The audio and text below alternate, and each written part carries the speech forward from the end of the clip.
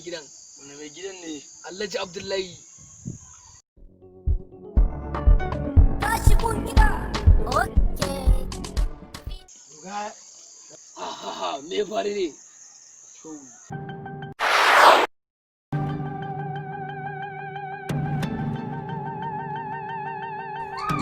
Kana baro. Na duka.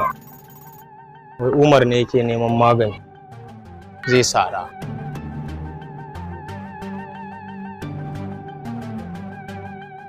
Tun da kake a gidan nan, ka taɓa ganin ana sayar magani a gidan nan? Ko tun da kake a gidan nan, ka taɓa ganin ko ɗan zanda ya zo karɓar return a gidan nan? Ai na ga Umar ne shi yasa. Umar ka fi ni sanin sa ne? Za Kurku sake ku haɗu.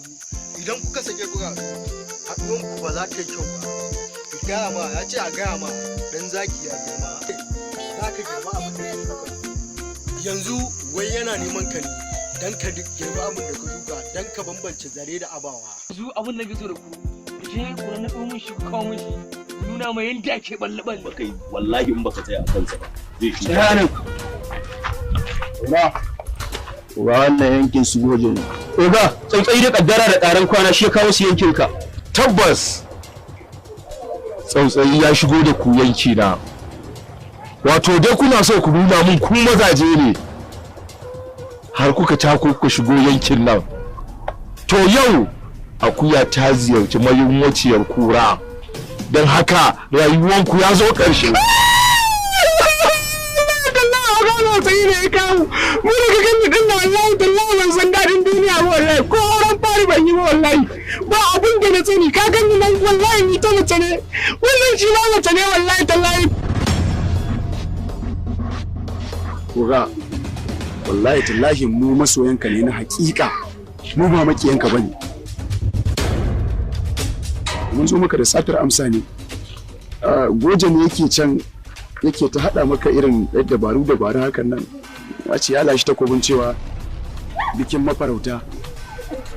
Ya ce sai ya ga bayanka a wannan ranar.